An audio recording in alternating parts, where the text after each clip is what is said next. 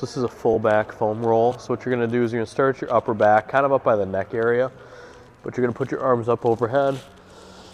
You're basically gonna roll from the neck all the way down to just the lower part of the thoracic spine, not quite into the low back. Let the arms hang. You can kind of let your breath out as you go down. You're gonna go up and down about 8 to 10 times. You can vary the speed if you want to go faster or slower, but really kind of dig into that tissue to get things moving. You might feel a couple cracks and pops. It's totally fine. Just let your body relax as you roll all the way up and down here. This is the foam roller open book. Bottom leg is going to be straight along the foam roller. Top leg is going to be at 90 degrees. You're going to keep in contact with the foam roller with this top leg. What you're going to be doing is you're going to be open, so you can turn the head with it. Foam roller head. Come all the way down.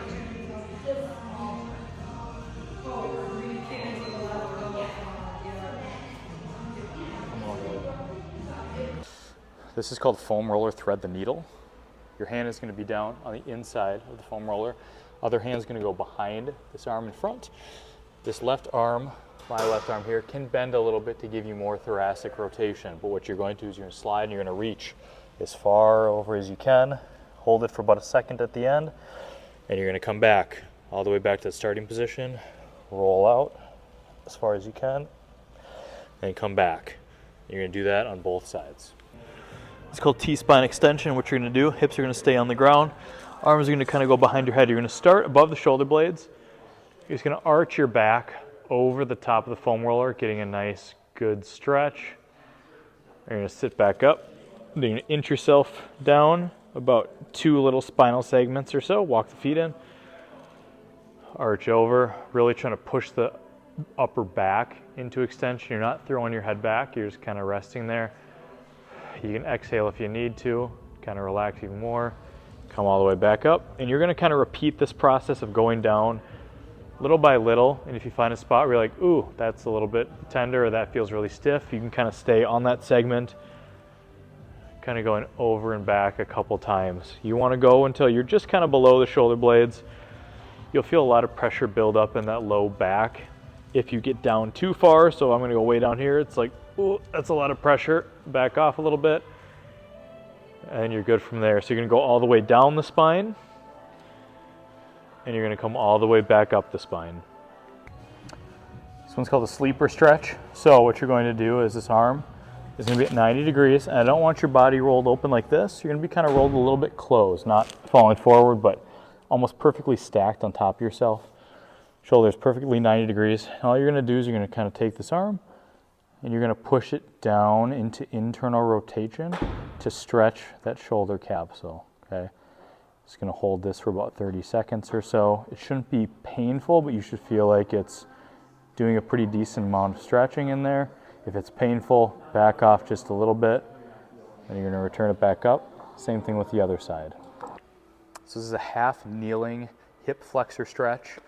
What I want you to focus on with this one is to do a posterior pelvic tilt initially. So what I want to do is I want to flatten this low back and kind of lock in that hip flexor at the origin so it can't move. Because if I don't do that, I can stretch my hip flexor like this. I'm not really doing a whole lot, okay? What I want to do is I want to do that posterior tilt. My back is flat. I feel tension here. That's as far forward as I can go. You're going to hold that. And then if you want to add another layer to it, hands can go over the top and you side bend away while maintaining that position. Then you're going to reset, shake it off, come back into it, do that posterior tilt, tucking those hips underneath, leaning forward, side bending into it. Do that a couple times, then switch sides. This one's a half kneeling adductor stretch. So what I'm going to do, adductors are inside the thigh here. Bring my leg out to the side like this, okay? What I'm going to be doing is I'm not going to be bending over with my body. I'm going to be hinging, so kind of pushing my hips backwards. And that's going to cause this to stretch, okay? If you want more of a stretch, if you're like, yep, this feels like a pretty decent stretch, but I want more, you can either push your butt back further or you can side bend towards the leg. I like the side bend towards the leg because it causes a little more tension all the way throughout. If you need a little less tension, then you can tend to slide a little bit away. So those are kind of the three ways that you can increase tension or decrease: pushing the butt back, leaning more to the side, or taking a little bit of slack off. So you're gonna lean all the way over. After you finish that side, then you're gonna switch sides. This is called a golf club stork turn. What you're gonna be doing, golf club's gonna be in front of you like this.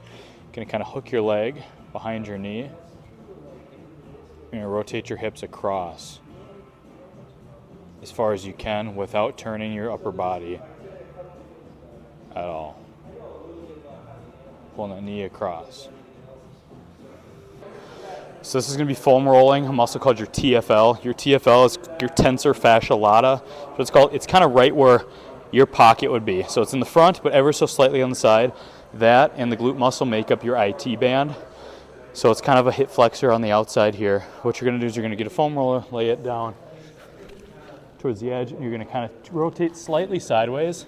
Not laying on your side, but even from this position, if I'm laying flat on it, I start to turn sideways. I feel a really tender spot there. That's the TFL. So you're gonna kind of go up and down in this position.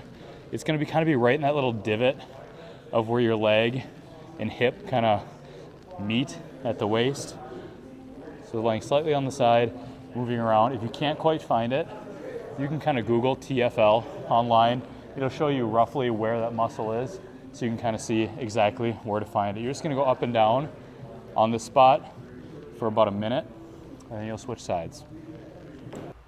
This one's called a serratus wall slide. I'm going to show you it with a band. The band's not necessary, but I like the band as it causes you to have to activate the lateral shoulder here and stabilize. So what you're going to do is you're going to take this band, you're going to put it around your wrists. When you're pulling the band, I want your wrists about 12 to 14 inches apart, maintaining the tension.